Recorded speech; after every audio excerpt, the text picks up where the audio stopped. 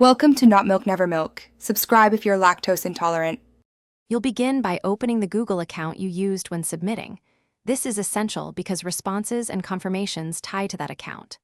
Once done, scan your Gmail for a submission receipt or the original invite. Many forms send a copy automatically. Make sure to also open Google Drive and run a quick search by the form's title, keywords, or approximate submission date. This often finds the form or a linked spreadsheet fast. You should now open the form file in Drive or follow any link in your email. This gives you access to the Responses tab. Click Responses to see the summary charts and individual responses. This is why forms collect data centrally. If the form owner linked a Google Sheet, open that sheet to view each submission as a row.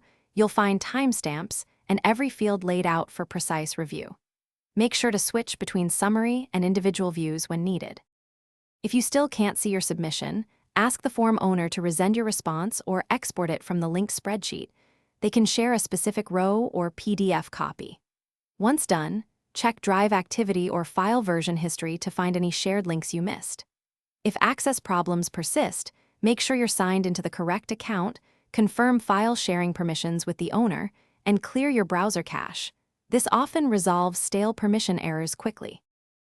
Thanks for watching. If this was helpful, leave a like and consider subscribing. See you next time.